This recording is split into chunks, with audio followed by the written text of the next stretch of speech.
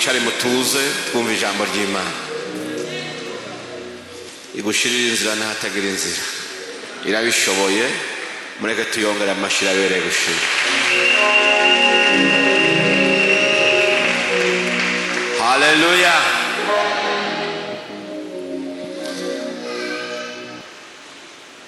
Indyarya n'imbi Imana izozihe gukizwa. Uzi umuntu aguhenda ngo aragukunda, wanagira n'ingorane ati niwamfasha akanabikwemerera, n'ubwo umufasha akabukwemerera, bwaca mu gitondo aho ugasanga yagiye muri kampanye yo kubuza n'abandi bagufasha. Umva indyarya ingene zimeze. Izo ni mbi. Imana ziturinde. Haleluya. Ubwo turashimira Imana rero ku bintu byinshi bitandukanye yaraturinze nk'uko abandi babivuze. Irinda ubugingo bwacu, irinda imiryango yacu, iturindira ibyacu, iturindira abacu, iturindira igihugu, iturindira indongozi, iduha amahoro n'umutekano. Turiko dusenga ataco twikanga. Kubw'ivyo rero tuyiha amashi menshi. Yarakoze.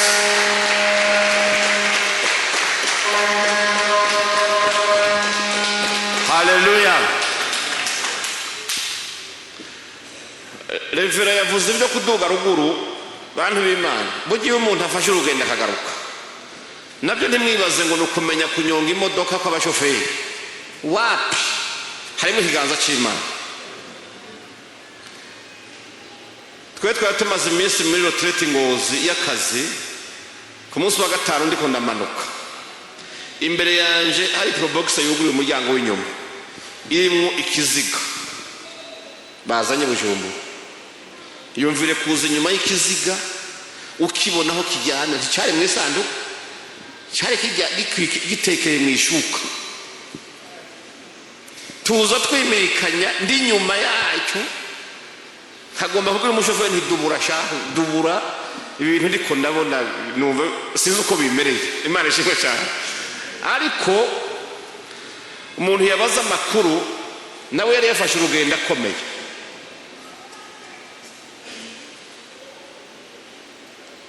Ntiyashikiyaje, bamuzanye nyene kugira ngo bashingure. Burya ntiwibaze ngo abantu bapfa umunsi ngo bafata imigambi bafise, ata projet bagira. Oya, baba zifise. Ariko gusa Imana ntiharirizwa, uko bigenza nuko yemeye bikaba biba byabaye. Burya rero Imana iyo yakurese wowe ukabaho, si kubwo gusamara kwayo. Oya, nuko ibikuretse kubera iyindi migambi myiza igufitiye. Hari ibindi bintu byiza ibikeneye kuzogerako. Si ugupfa kubaho gusa ngo Imana inezerwa no guharura abantu. Oya, uriho kubw'umugambi w'Imana. Ibyo muravyibuka. Imana ishimwe. Ndashimira n'uwarongoye porogaramu yadufashije cyane kwinjira mu bihe byiza by'ijambo ry'Imana, kandi ejo hasanzwe ari n'umufasha wanje, kandi umufasha mwiza, amfasha ibintu byinshi mwebwe mutoshobora. Imana ishimwe cyane. Haleluya. Ndamukunda cyane umufasoni wanje rwose. Mwebwe ndababwiye ibyo bintu bishari mugira mwebwe.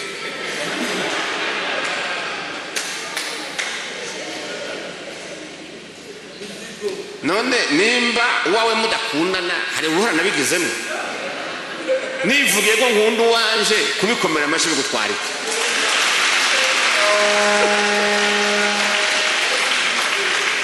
Uwero problem. Yesu nzoja kubivugira ahandi. Oya, nzoyimubwira turi kumwe. Je t'aime bien.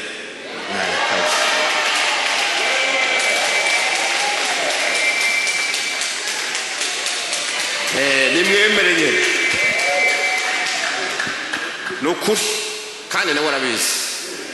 Arabizi pe. Arabizi ndamukunda cyane. naho nyene sha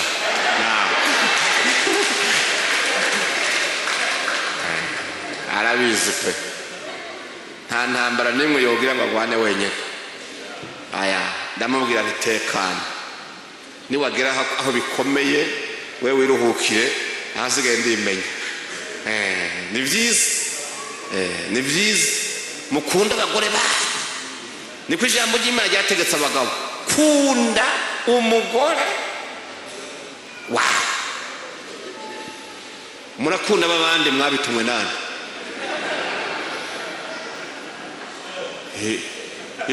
icyo kibwirizwa mwagihawe na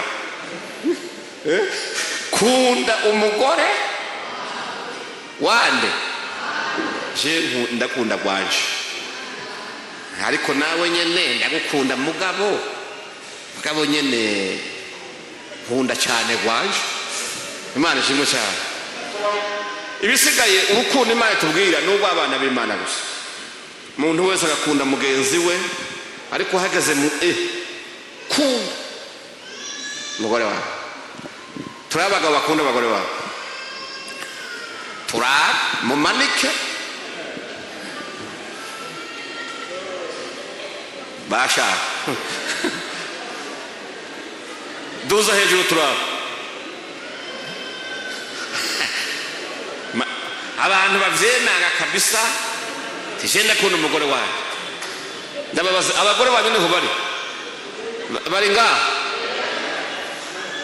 nimba bari ngaha nibahaguruke bavyemeze n'amashi yo hejuru haguruka amen ibyo biranyohera cyane Imana ishimwe haleluya tubandanye reka tunyaruke rero mu gitabo cete cya mbere cya kabiri cya Timoteyo 3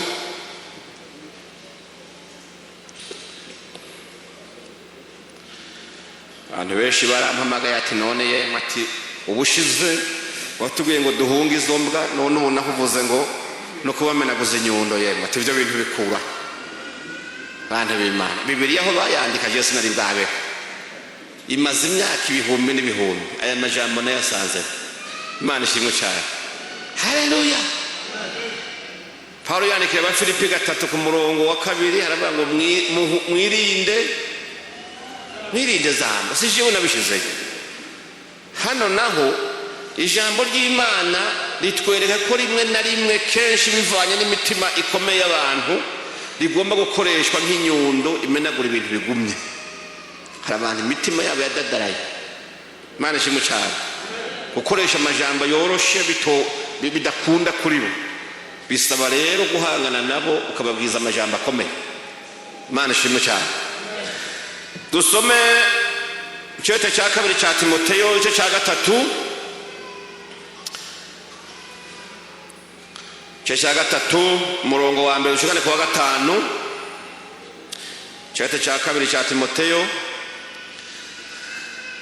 haravuga ngo ariko umenye yuko mu minsi y'iherezo hazoba ibihe bigoye kuko abantu bazoba bikunda gusa bakunda amahera birarira bibona batukana batumvira abavyeyi intashima abanegura ivy'Imana badakunda nababo banka kuzura barementanya batigarura inkazi badakunda ivyiza abaguranye ibirandamuke abishira hejuru bakunda ibibahimbara bakabirutisha Imana bavuze ijoro kubaha Imana ariko bahakana ubushobozi bwako abameze batyo wame ubatera ibitugu tuvuge ngo amen tuje mu gice cya kabiri mu gice cya 4 murongo wa 3 no wa 5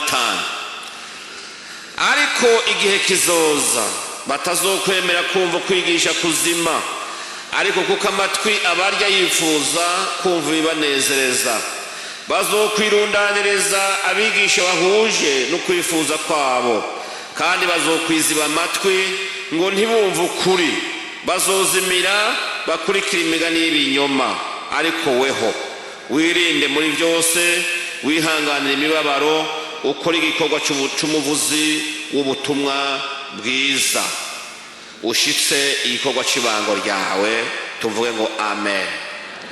Turangirize gusoma mu gitabo cy'uwavugishwa n'Imana Yeremiya igice cya 23, turasoma ku murongo wa 29.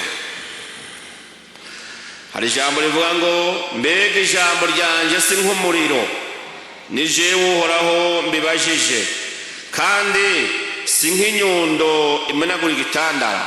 Tuvuge ngo amen. Ijambo ry'Imana ngo ni nk'iki? Nk'inyundo imenagura iki? Ibitandara. Ibi bitandara Imana ivuze n'ibijya byo ku misozi, bijya hari umuntu aje kubibwira amajambo ngo bimenagure. Imana ishimwe cyane. Aho Imana ariko ivuga imitima y'abantu. Rero kubera abantu benshi nasanze bagwaye kwashi y'ijambo ry'Imana, kutarisoma, kutaribamwo, kudasenga. Hari abantu uvuga ijambo ry'Imana bakumva umengo uvuze ibyawe kubera ntaryo bazi. Imana dufashe cyane. Haleluya. Nicyo bituma muri Bibiliya ijambo ry'Imana rigereranywa n'ibintu ndwi, rigakora nka kimwe muri byo mu gihe cyanke imitima y'abantu rigira ribwirwa. Imana ishimwe cyane. Haleluya. Ngomba kubaha aya mashusho y'ijambo ry'Imana uko ari ndwi, muyandike kugira n'ejo nimwumva ijambo ry'Imana ryiswe ukundi mumenye ko ari ryo rivuzwe. Imana ishimwe cyane. Haleluya. Uwandikiye Abaheburayo igice cya 4 umurongo wa 12 yavuze ngo ijambo ry'Imana ngo ni nk'inkota y'umugi bubiri, ngo itandukanye amagufa n'umusokoro. Ni inkota. Ijambo ry'Imana ushobora kurikoresha uri mu ntambara, uri kuragwana. Haleluya. Wanasifiwe. Icyete cya mbere cya Petero 1:23 hatwereka ko ijambo ry'Imana ari imbuto itabora y'ibibwe. Imana ishimwe cyane. Ijambo ry'Imana iyo ryakereka mu mutima wawe ni imbuto igiyemo. Iyo mbuto rero ntizobora. Imana ishimwe cyane. Haleluya. Windi bwo kuvuga ijambo ry'Imana ubu uri kurabiba imbuto. Haleluya. Isura ya 3 muri Yakobo igice cya mbere umurongo wa 23 gashikana kuri 25 hatwereka ko ijambo ry'Imana ari cirori, ni miriwari ushobora guhagarika imbere yawe ukiraba ukimenya. Ni miriwari ibona mu mutima, ibona mu ngeso zawe. Si ya yindi yo ku ruhome ikwereka agasura n'ungene waryamitse ingohe n'ingene wazikikamitse kwa kuntu. Oya, uyihagaze mu ijambo ry'Imana ukirabamo, rikwemeza ko uri umunyabyaha, rikakwemeza ko ufite ingeso zitari nziza, rikakwemeza iki n'iki, wewe nyine ukibona. Iyo abantu bagomba kwitahura neza, abazi kwisuzumisha bisuzumishiriza mu ijambo ry'Imana. Yakobo aratwandikira ngo ijambo ry'Imana ni cirore twirabamwo tukitahura. Iyo ni sura ya kangahe? Ya 3. Iya 4 muri Yeremiya 20 ku murongo wa 29 hari ijambo ry'Imana rivuga ngo ijambo ryanje ni Uhoraho avuze ngo n'umuriro utongora. Nicyo gituma hamwe Pawulo yavuze ngo abantu bagenda nk'abagendana ubushe mu mitima yabo. Ubushe murabwumva umuntu yahiye. Imana ishimwe cyane. Hari igihe ijambo ry'Imana rikubera umuriro ugasha. Yeremiya yigeze kubivuga na Pawulo yigeze kubivuga. Yeremiya yavuze ngo ijambo ry'Imana ngo ryamuduze mu magufa nk'umuriro. Yari yafashe ingingo yo kumva ko atobandanya kuvuga ubutumwa bwiza no guhanura abantu, kubera abanyabinyoma n'ababandi badakunda ukuri bari bamurembeje.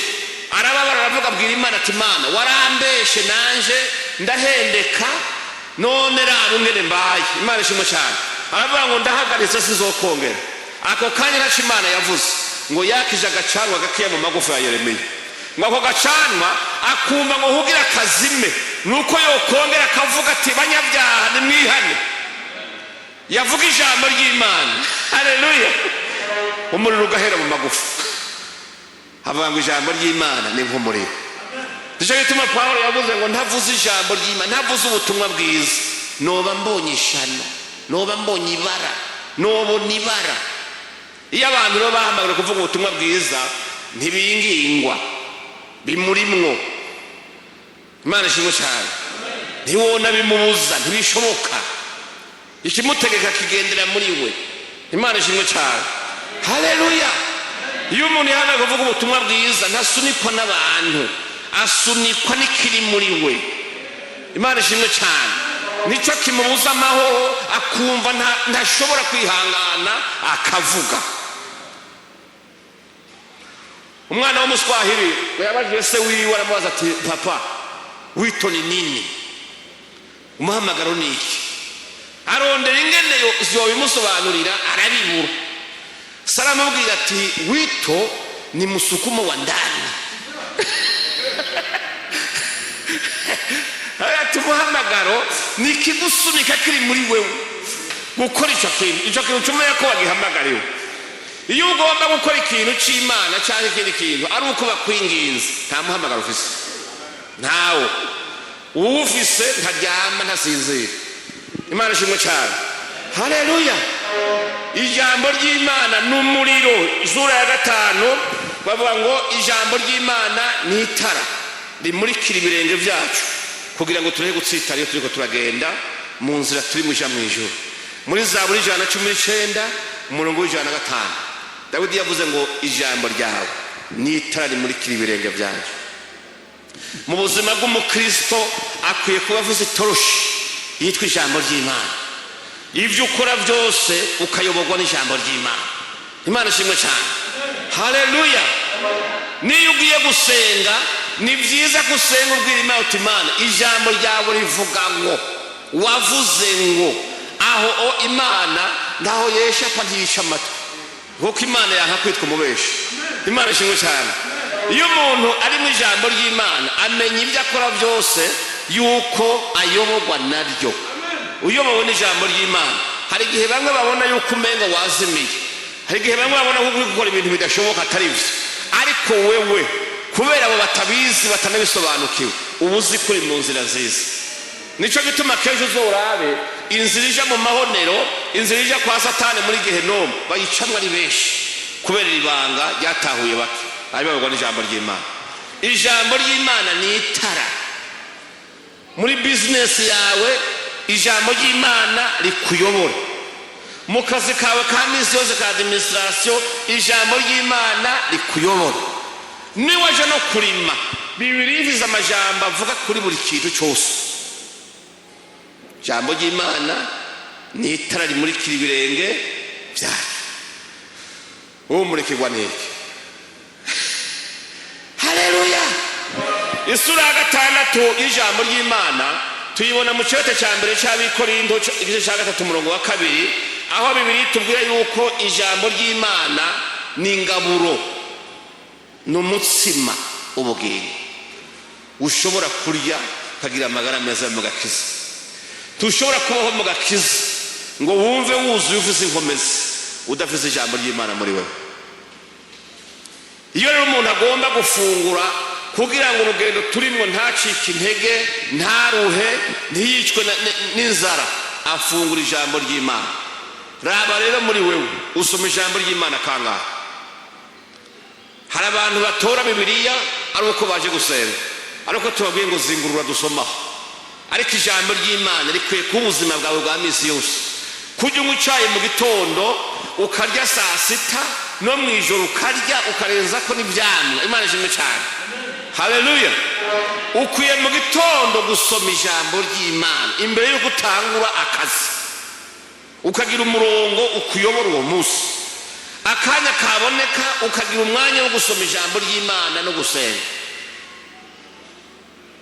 Iminota 30 ni myinshi, irakwiye kugira ngo wikonsantre usome ijambo ry'Imana uri wenyine, uri medite ko hama rikuyobore mu kazi kawe. Imana ishimwe cyane. Haleluya.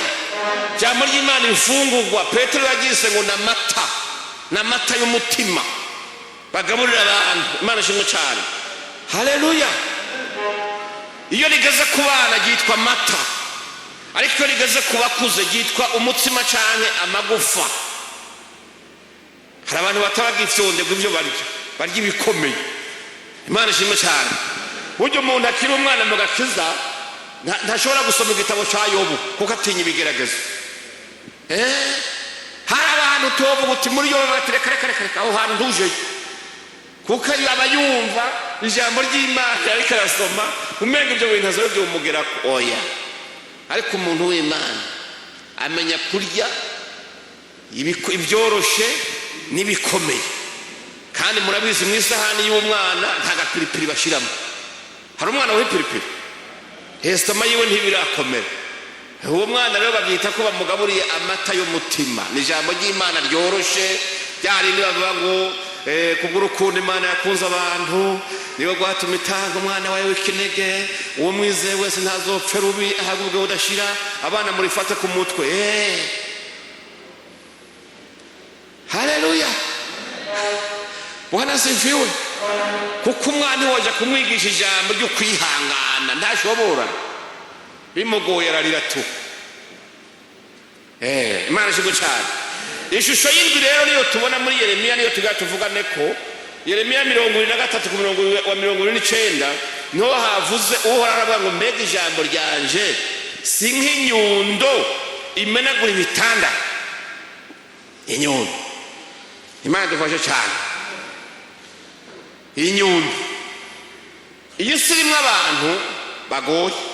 Pawulo yabivuze neza ngo mu minsi ya nyuma hazoza ibihe bigoye, abantu bazoba ari babi,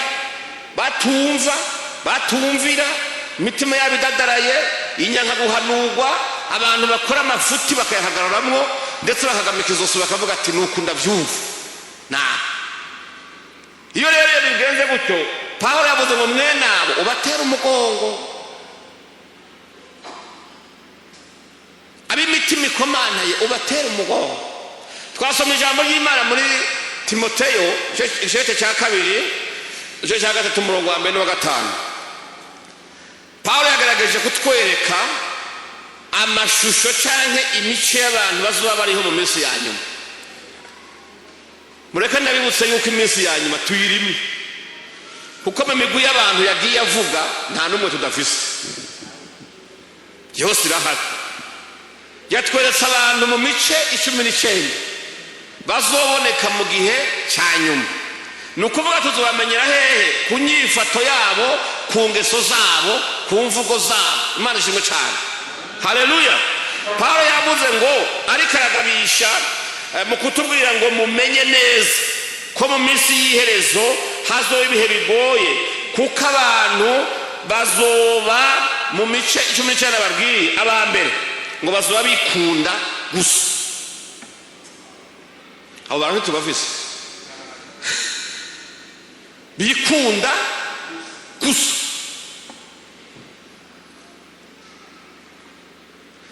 Jewe natembereye ahantu hamwe aba bantu muranda babona. Raba iyo wagiye hajya abantu biyakirira mu kabare cyangwa ahandi hantu, ukabona umuntu w'umugabo afise umugore n'abana, yaje mu kabare bamuhaye intebe ya wenyine, agaca afata icupa n'igiti cy'inyama yicaranye n'abandi, urabyumva, agashikura inyama ku biti 3 cyangwa 5 atigeze ahako mugezi we. Ukabona mwene uwo muntu ashobora kunywa amacupa 3 na 5, kandi abona uwundi harya asa nuko byagoye atashoboye kwigurira, cyane ashobora kugura agacupa mugabo adashobora kugura gushikura akanyama. Ntavuga ati nawe umviriza uyo muntu wovuga ngo akundana, agaca hagurukaho agataha imuhira, ntatahanye n'ikintu na kimwe. Umugore ntaca mushiriye, abana ntaca bashiriye, byose yabihereje mu ndiwe. Uyo muntu ntari muri umugwi wa mbere wabikunda gusa.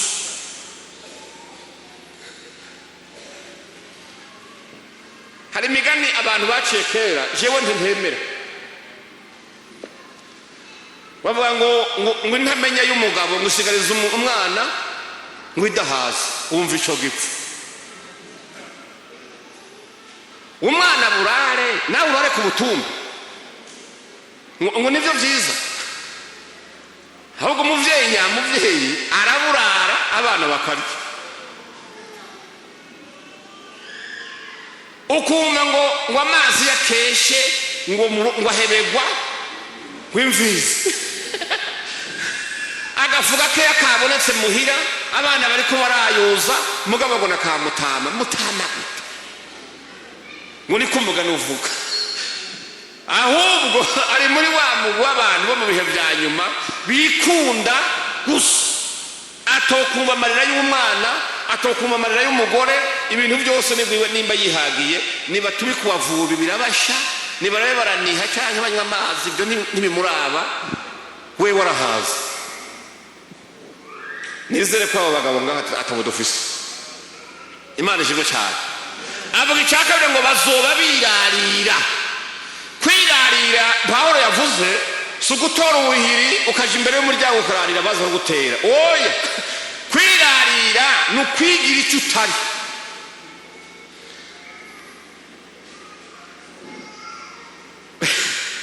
amen kwigira icyo utari nasomye ahantu muri Bibiliya ngo hari abantu bigira abakuru abatunzi ngo kandi ari abakene mu gitabo cy'imigani 2 hari abantu ngo bigira abatunzi kandi ari abakene kwirarira rero umuntu akavuga ko ashoboye ibintu nawe no kwishobora wenyine ubwiwe si ntabyo ashoboye imana dufashe cyane nabateye inkuru igihe kimwe haciye imyaka ingahe nabyibuka hari umuhungu twabana tukiri abasore yirarira cyane wewe yari yagiye kuraba umukobwa bobana agaca arondera urugo rw'umutuzi nawe iwabo nta kigenda agaca atira ipataro agatira impuzu agaca agenda akigira igikoko akavuga ibintu iwabo batuze batagira wapi habe n'imbeba y'ikizungu nawe bari bafise hanyuma rero aca atangura ibintu byo kumwaba byuka mu mwonga hariya mu ntahangwa twaba mu Nyakabiga akagenda hariya amararo y'inka akisiga amase y'inka ku birenge kisiga amase mu gitondo cya kare kisiga amase y'inka agashaza rero wavuye kuraba amararo yiwe agashi wa mukobwa akaramusa ati yewe ati namahoro mwaraye neza ati ko wabyutse cyane ati afite ejo mwongere yambwiye yuko hari inka yashushe nari nabyutse kuraba turabona birago nawe zero nani mbega y'ikizungu iwabo bafise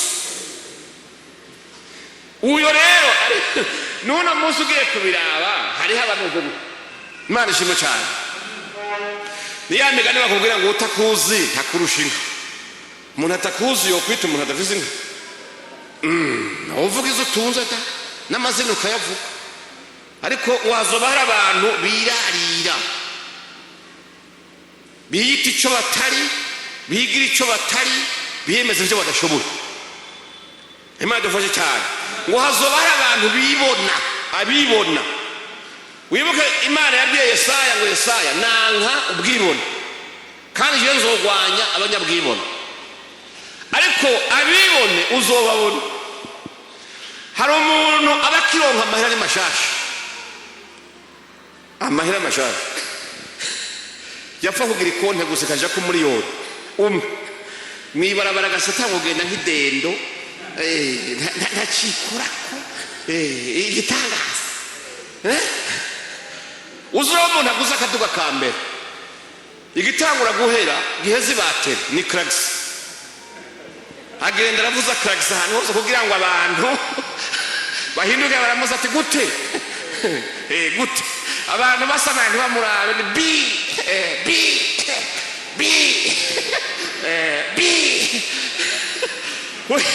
kugira bose bamenye ko yagize gute yaguze akaduga abafise nyinshi urigera bona bazivuze ahako no guhonyora akavuga ati we va mu nzira. Rero abibona tuzoba biyobe ubwibone Imana yanka abibona. Ndakwibutsa yuko ntacu umuntu ashobora kuba Imana itakimugize. Tacu ishuri nubwo wowe umuntu akomeye nuko Imana yabikugize. Ntacu wowe ufise Imana itaguhaye. Rero nta mpamvu y'ubwibone n'ubwirasi, ca bugufi utekane ugushira ibirenge hasi, kuko Imana yaguhaye ishobora no guha uwundi, ishobora no kubikwaka. Ubwibone kugayana.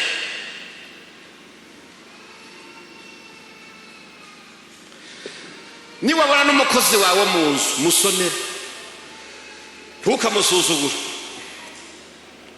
kuko ejo hiwe Imana yahagize ibanga ntahuze. Uno munsi hari abantu barababoyi b'abandi. Uno munsi nabo bakoresha abana bahora bashebuye, bigisha abana bahora bashebuye, babaye ababosi.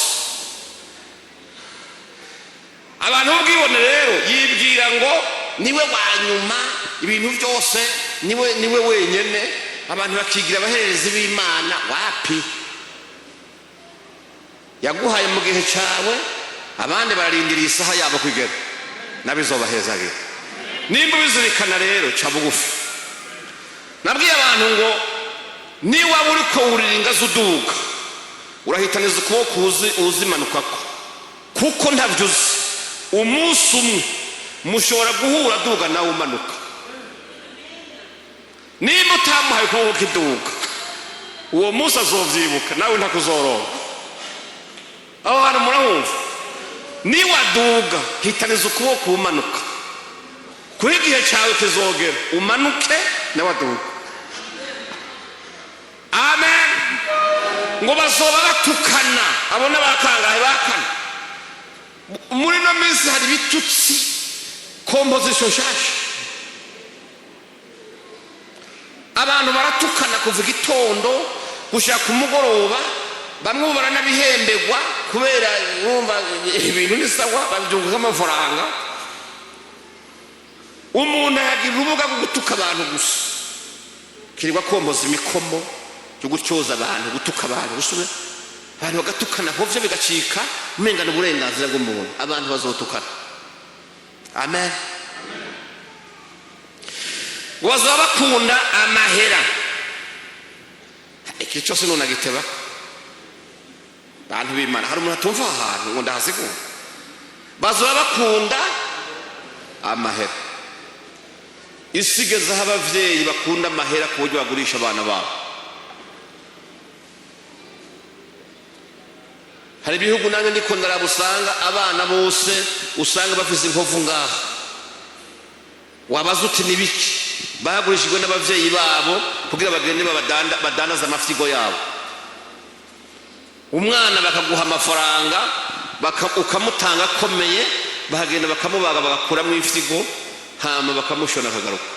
Vyanagorana n'irindi ukaritanga agapfa. Bazoba bakunda amahera.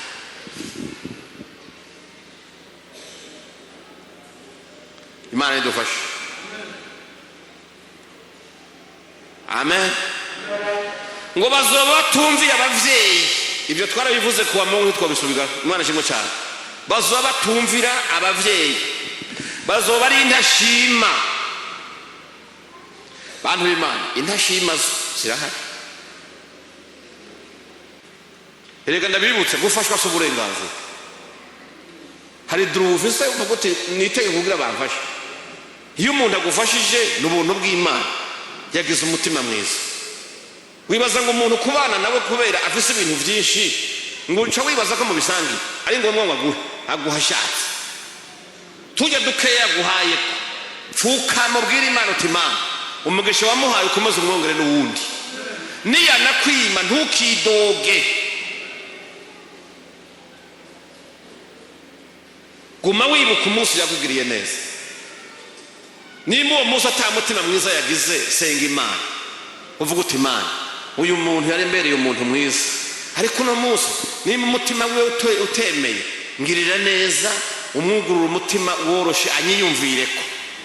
None ugenda urimyoza ngo umuntu ngo afise ibi ngo afise nabiriya ngo mugabo wewe ntitegeko ngo agufashe, ntitegeko ntabwo ntajya afise.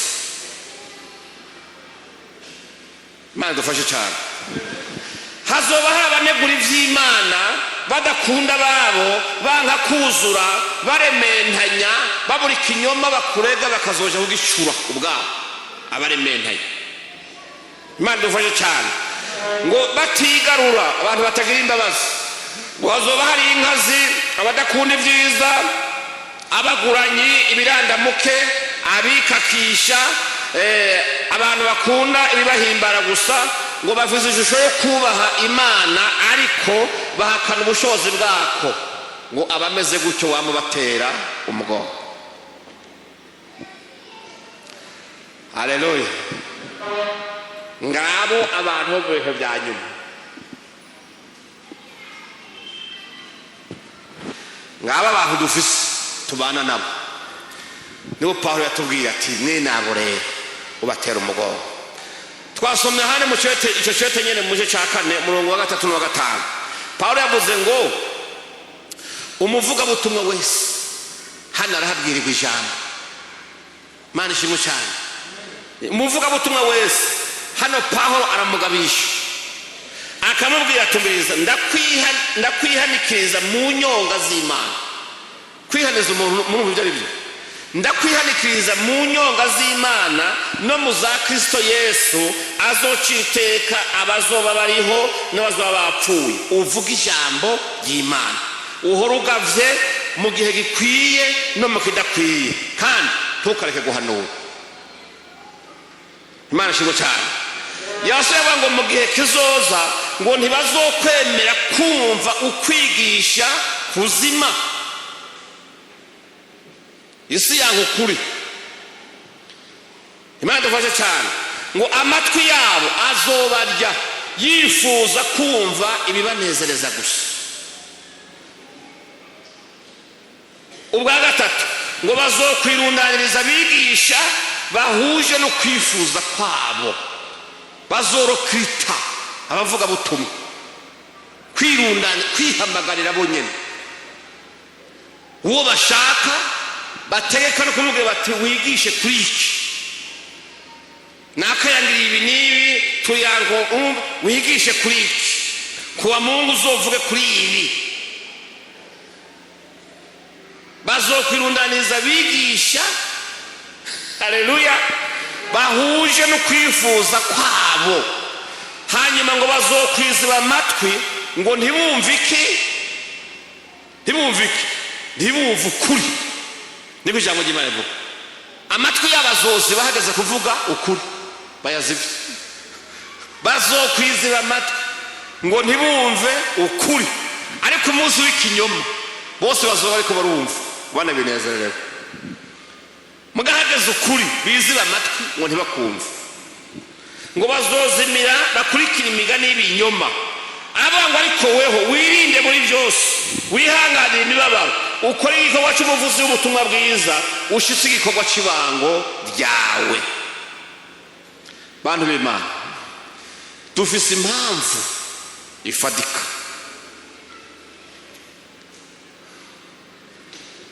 y'ukudahengamira ahandi hantu na hamwe uretse mu ruhande gukuri gusa. Yesu yagiye bitubwiye neza, yavuga ati isi izobanka. Abavuga butumwa mushaka amashi n'abafana, nta kuri muzovuga, kuri kwaswe na benshi. Ariko ni wagomba kuvuga ukuri, guhagararemo abafana babure, so bazocira imanza bazoba bariho n'abapfuye. Ariko uhimbare data wo mwijuru yaguhamagaye. Imana ishimwe cyane. Icyo nkundira abantu ukuri niyo bakwanga babaze kuvuga ukuri. Nta numwe yovuga ngo ibyo uvuze sibyo yumvise ko ari ukuri, arabigwanya gusa kubera bije kubangamira inyungu ziwe, kuko hari abantu batungiye mu binyoma, hari abatungiye mu byaha, hari abatungiye mu karenganyo, hari abatungiye mu bindi bintu by'amayeri yabo. iyo rero ukuri kuje kugahangana n'ikinyoma barimo, abo bantu nibo gushigikira, ahubwo baje hamwe bakakugwanya. ariko nta nari mu kuri kuzigara kuneshwa. iyo kuri mu kibuga cy'intambara kuboneka nk'uko umenga niko kutagira ingufu, ariko umusifuzi ntarabuze ikirimbi yanyu, murindire gato. ibendera ry'insinzi zoduzwa ni ukuri. je nkunda kuraba urukino rwa box. ni bande baruraba box, mwe gukubitana ibipfusi. hari igihe umuntu ashika muri ringi agacanira mugenzi w'ingumu kabisa, nyinshi abantu bakavuga bati kabisa uje kunesha n'uyu, ingumu ziwe zirakaze ziranyaruka. mugabo ugasanga hari ibanga riri mu rugi ariko arakubitwa. hari ibanga avuga ati ndamureka abanza nkubite nyinshi aruhe, ariko niko ndakarikira umwanya w'urukino yaho rurangirira. akaba wewe muri za ngumu nyinshi bamukubite, yakubikiye imwe yitwa knockdown, imwe rukumbi, akagupima bye. abantu bose babaza kuvuga bati yaranesheje, akagukubita imwe ukagwa ntuvyuke. urabyumva? baharura amasegonde, rimwe kabiri gatatu, utanyagaje urukino ruba rurangiye. baca baduza ukuboko kwa wa wundi akubise imwe y'ukuri, bakavuga ati mumwambike ikidari kabisa, mumwambike isentire. imana ishimwe cyane. niko n'ukuri kumeze kugwana n'ikinyoma. umunyakuri aba umwe cyangwa bakaba bake, amajambo y'abanyabinyoma akaba menshi, ariko wabazibanga akabanga uko biri kose. hari umunsi tuzohura neza. burya ikinyoma icyo maze kubona gitinya kurabana mu maso n'ukuri. umuntu umwe aravuze ngo ikinyoma mu kuduga ngo gifata asanseri, ngo ukuri kukiyurira ku ngazi. rero kubera ikinyoma cyashitseyo kare, kiba cyavuze amafuti, kibesha, kivuga ibintu bitari byo. mu kanya gatoya aho bogiye kuvyemera bakazabona ukuri kuraserutse kuti pa.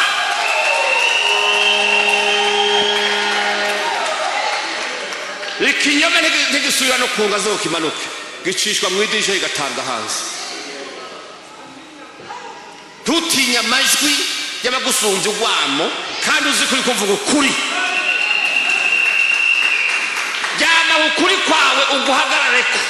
umunsi ukuri kuzohura n'icyo kinyoma. amen, haleluya. intsinzi niyo kuri. baraziviwe. rero hari abantu badahanurwa mu isi turimo, aho kwikosora bahitamwo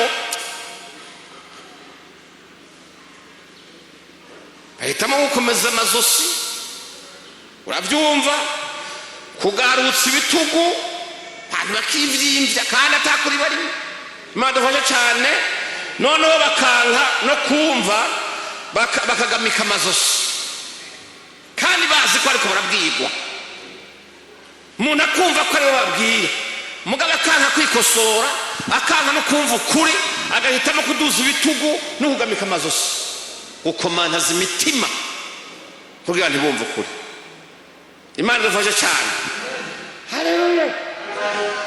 Nehemiya yariko arasenga mu gihe cy'icenda umurongo wa 29, aravuga abwira imana ati wama ubahanura kugira ngo basubire gukurikira ibyagezwe byawe, ariko bo bakagira ubwibone, ariko bo ntibumve ibyagezwe byawe, bagacumura ku mabwirizwa yawe. kandi ari yabeshaho umuntu iyo yitondeye. Bagakutsa amazosi ibitugu, bahagamika amazosi, bakanka kumva. Intumva zamyeho si uyu munsi gusa. Rero abo bantu kenshi, haleluya, iyo banka kumva ukuri ariko bakiziba amatwi bagakomantaza amazosi, ahubwo aho gukosora amakosa yabo bagahitamo gutera ubwoba uri kababwiza ukuri, bagahitamo guha agasopo uri karabakebe, bakagamika amazosi bagakomantaza imitima. Abo Imana idutegeka ikintu kimwe gusa, itubuya kutabatinya, iduhamagarira guhangana nabo, tukaguma tuvuga ukuri twame tuvuga. Imana ishimwe cyane, haleluya. Imana yaduhamagariye guhangana. Nimba mwe muvuze ubwo bwo guhangana, jewe sindimo.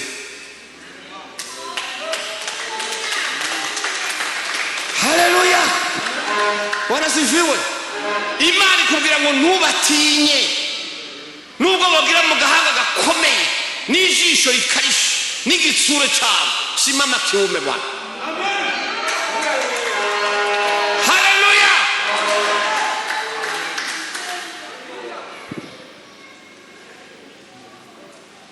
Mureka dusome muri Ezekiel. Imana yabwiye ati Ezekiel, kubera nagutumye ku bantu b'inshinyaguzi, abantu batisonera b'amanyama, bazogutuka ndabizi, bazogutera n'ubwoba, ariko ngira mpindure mu ruhanga rwawe. Uruhanga rwawe rukomere rumere nk'intosho, nk'ibuye, n'ijisho ryawe.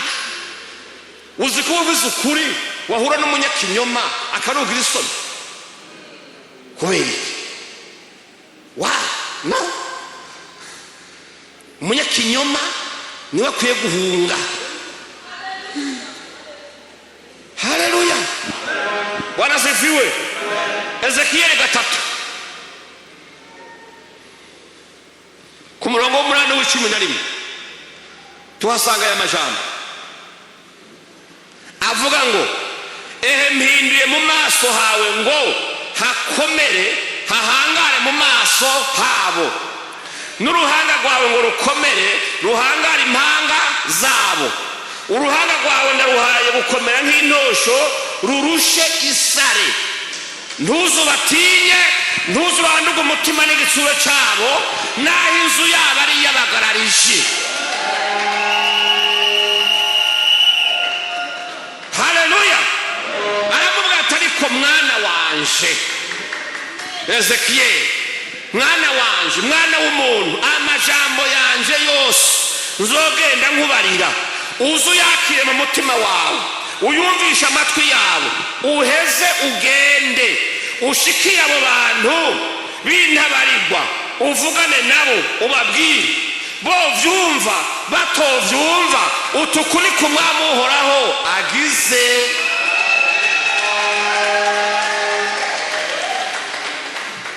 Bo vyumva shahuri yabo,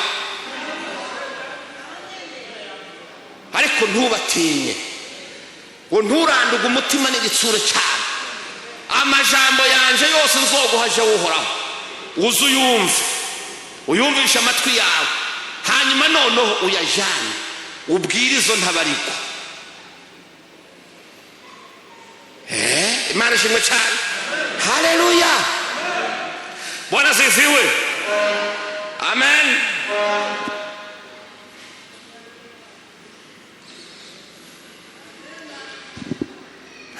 Usiwaogope, tembea kifua mbele kabisa, uvize ukuri. Imana ishimwe cyane, haleluya. Bwana asifiwe.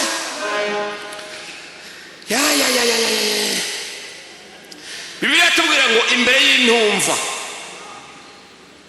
imbere y'abadagaraye imitima, imbere y'ishirasoni, imbere y'ab'indero nke, imbere y'ibirumbira, imbere y'abaja b'icyaha, uhoraho Imana data akabona databuja adutegeka gukoresha ijambo ryayo ariko rimeze nk'umuriro cyangwa rimeze nk'inyundo tukamenagura imitima yabo. Imana ishimwe cyane, kuko imitima yabo ikomantaye nk'amabuye. Niko yabwiye Yeremiya. Yeremiya yavuga ubutumwa, abavugishwa b'ibinyoma bagaca bagira inama, bakavuga ubundi bunyuranye n'ubwiwe, bagasambura ivyo yavuze byose. Imana dufashe cyane, kuko Yeremiya yavuga yenginga, yavuga yengenga, yavuga hanura buke buke, abantu bamusumbye urwamo bapashuri narababigishije aho banamukubitiye mu rusengero. Ariko hanura abantu guheba ibyaha, guta ibigirwamana, guheba kuraguza, gusenga mu kuri no mu mpene. Abapfumu n'abarozi bakaje inama n'abanyedini n'abandi bafise inyungu muri ibyo byo guhenda abantu.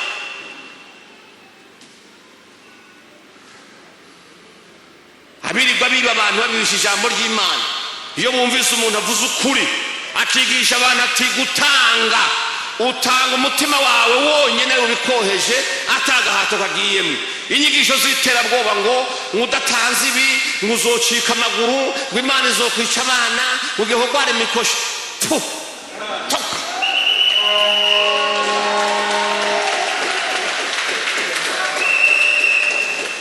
ngo niwaje kurangura utampaye iki ntuzokunguka, ndiko ndabona ubwato buguye muri Tanganyika, ikone neza vuga uti tetwa. Imana si umuteka mutwe wapi, utanga ushaka.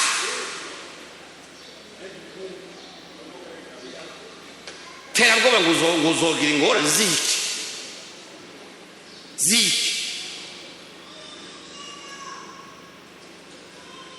ngo n'ububandi, kugusengera zanaye, kugushingira mu bukwe banza usorora zanaye, ngo nibimaze by'abaherezi bijaye. Abaherezi baracari hehe? Bari Paulo yabwiye abantu ati mwemviriza twumvikane, ntimumere nka babandi badandarisha ingabire z'Imana. Igisha abantu gukunda Imana, igisha abantu kumenya uko Imana ibagenzereza. Bonyene bazomenya ko ivyo bafise n'ubuntu bafise ari Imana, hanyuma imitima yabo ibabwira ati kamen, gira icyo ukoze ubwira ufashe imfubyi n'abapfakazi. Imana abubwira iyo buntu. Mugabo wapi, ntibishoboka. Ibyo bivuze bose bapfira hasi rimwe.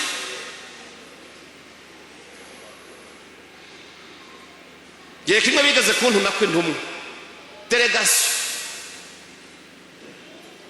y'abandi bantu ngo ni ba bishop, ati aratubangamiye rwose ibintu yigisha biriko bituma abakristo no, nimba ubikora ntiwomboza kubivuga, ahubwo usabwa kubiheba. Nta kindi. Imana idufashe.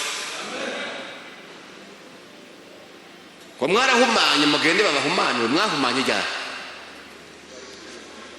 Babasiga amavuta yo kubahumana, mwahumanye ryari? Ninde yahumanye ari ngaha? Tubwire aho yahumaniye ni ryari? Abamwakiriye bose yabahaye ububasha bwo gucika abana b'Imana. Ivyakera byose babirangiye, baba babaye ivyaremwe. None iyo yindi mivumo ya karande muzana muri bisha niyi tayo muribwa, murabeshwa.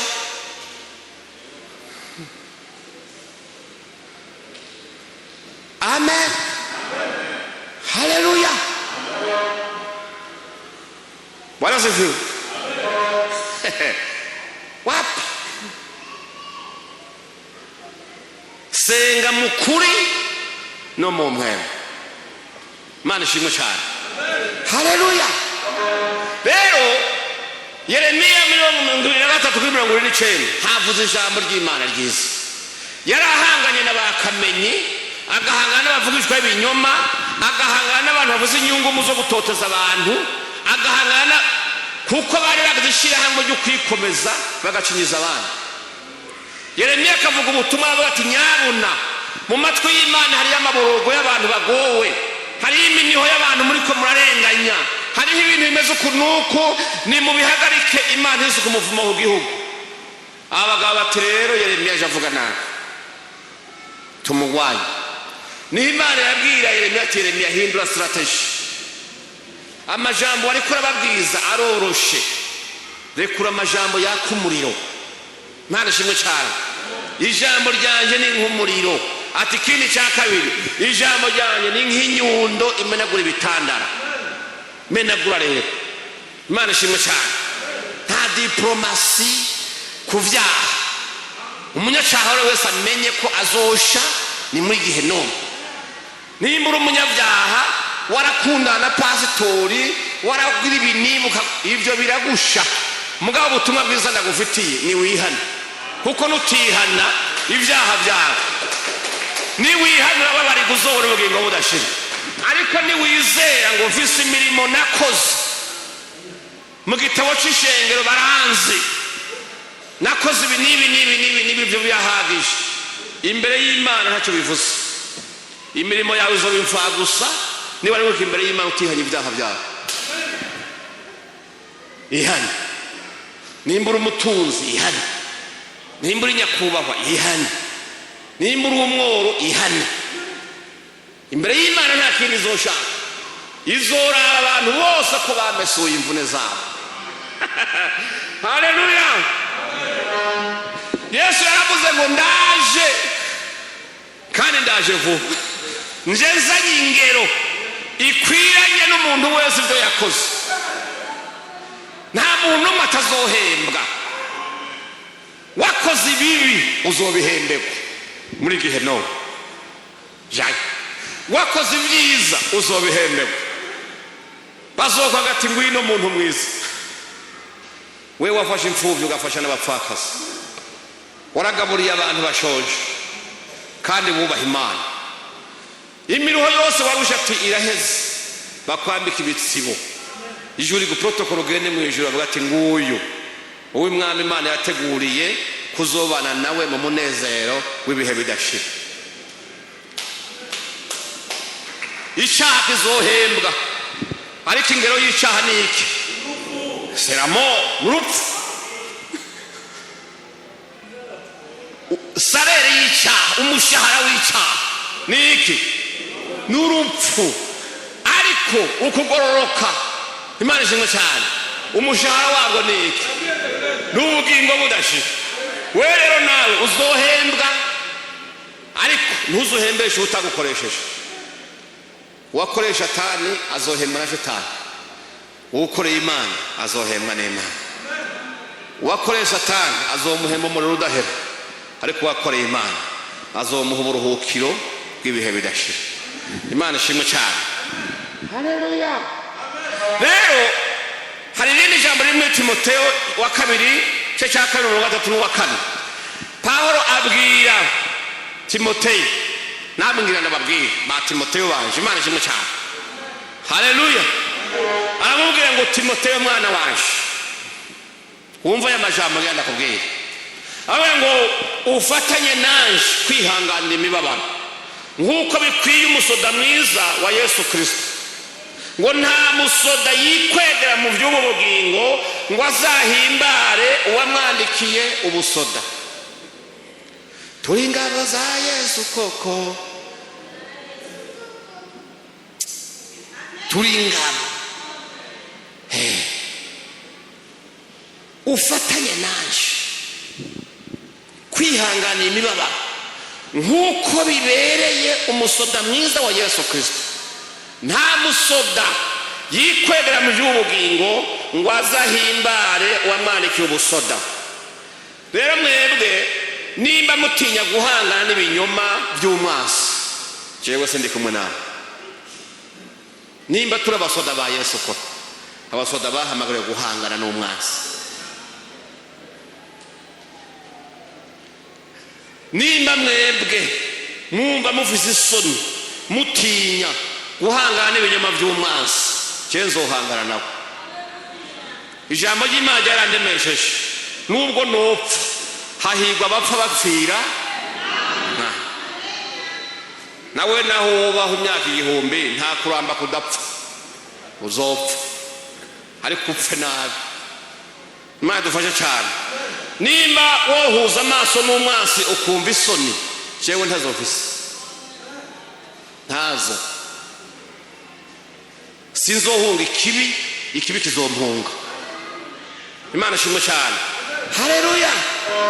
Jewe nta soni mfite zo guhangana, ndi umusoda mwiza yubaha amabwizwa ya shebuje, zogamburukira Imana yantamagaye. Imana shimwe cyane. Haleluya.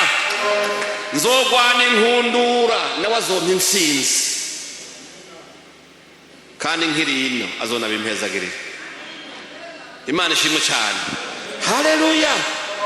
Ninamara gutahana azonyinjiza mu kirimba cye, anyambika ibitsibo, anyambika imidari, bavuye ngo uyu mujenerali avuye ku rugamba. Haleluya. Bwana sifiwe. Haleluya. Azomemba. Paulo yavuze ngo nagwanye intambara nziza, narangije urugendo, nazigamye ubugingo, ibisigaye mbikiwe igitsibo cy'ukugororoka, icyo umwami wacu umucamanza agororotse azompa kuri wa munsi. Imana ishimwe cyane. Kandi ngo si jewe jenyine nzogihabwa, Imana ishimwe cyane, ariko kandi n'abakunze kuzosohoka kwiwe bose bazogihabwa. Reka kugenza umugongo, turi ku rugamba.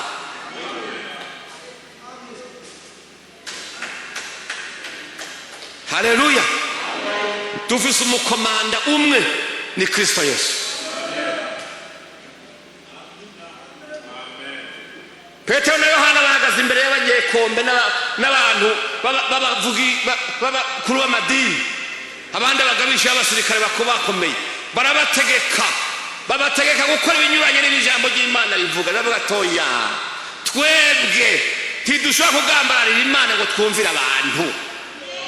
Uko Imana idutegeka niko dukora, nayo ibikangisho bindi byose mubwire ibyo mushaka. Haleluya. Imana ishimwe cyane. Haleluya. Icyete cya mbere cya Timoteyo 3:12 havuga ngo wambe ugwana intambara nziza yo kwizera, ushakira ubugingo budashira, ubwo wahamagariwe ukabwaturira ukwatura kwiza mu maso y'ibyabona byinshi. Wamugwana intambara nziza. Haleluya. Inziza yo kwizera, ushakira ubugingo budashira, ubwo wahamagariwe ukabwaturira ukwatura kwiza mu maso y'ibyabona bingahe byinshi. Ndarangije. Wewe waratuye, wewe ubugingo bwiza, ubugingo budashira warabuhamagariwe. Amen.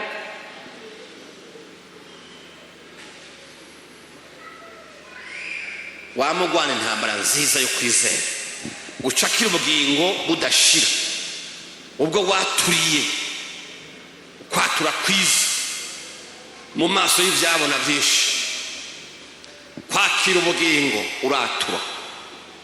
Yesu yaravuze ngo uzohaguruka mu isi akanshingira intara, nawe nzohaguruka imbere ya data n'abamarayika bo mu ijuru ndamushingira intare, nawe ndavuye ko ndamukunda. Iyo watuye ukavuga uti ndi umunyabyaha, ndagomba kwakira Yesu Kristo nk'umwami n'umukiza mu bugingo bwanje, uwo munsi Kristo ava hasi akabwira ati ndaba mu biganza, ndabaha uwo napfiriye ngo ugera bimenye. Haleluya. Imana ishimwe. Ninde ataratura umunsi nawe winjire muri uyu mugabane w'abarindira ubugingo budashira? Ninde yumva ati jewe kuko ndi umunyabyaha ndabizi, navuze ikinsinda mu mutima. Hari n'igihe nihoza ikinyoma nkakireho kibeshuza abanyabwoba, nimba muri ngaha na mwebwe mwihane. Nasomye mu gitabo cy'ibyahishuwe Yohana, sanga ku rutonde ngo batazoja mu ijuru abanyabwoba batonda ubwa mbere. Imbere y'abasambanyi n'abasuma n'abicanyi hatangura abanyabwoba. ibinyabwoba mwicare mubizi. Niba uvuze ubwoba bwo gushingira intahe Kristo, niba uvuze ubwoba bwo gushingira intahe ukuri, niba uvuze ubwoba bwo gushingira intahe ukuzuka kwa Kristo n'ukuzogaruka kwiwe, uvuze icyaha mu mutima. Niba uvuze ikindi cyaha utarihana, ihane. Kwihana rero nta kindi. Pawulo yandikiye ishengero ry'Abaroma igice cya 10 umurongo w'9 no w'10, haba ngo kuko niwaturisha akanwa kawe yuko Yesu ari umwami, ukizera mu mutima yuko Imana yamuzuye umukuye mu bapfuye, uzokizwa. Gukizwa naho biri ngo kuko umutima ari wo umuntu yizeresha akaronka kugororoka, ukanda akanwa akaba ariko yaturisha akaronka agakiza. Wewe waratu, nimba utarabikora ndugize ukuboko ndagufashe dusenge. Hari umuntu ari ngaha atarato, ndabona ukuboko kumwe hari inyuma, nta wundi, ndabona uwundi hari. Imana ishimwe cyane, maze kuronka babiri. Duza gumize kuboko hejuru ndabe, nta wundi. Ndabona uwa gatatu, ndabona n'uwa kane, ndabona n'utwana tw'utumarayika turaho. Imana ishimwe cyane. Ariko nagenda gusabe aho uri, uvuga uti naje uyu munsi ndagomba kwatura, ndagomba kwakira Yesu Kristo nk'umwami n'umukiza mu bugingo bwanje. Haguruka wewe wadugije kuboko dusenge Imana. Wewe wadugije kuboko uhaguruke ku maguru abiri yawe dusenge Imana.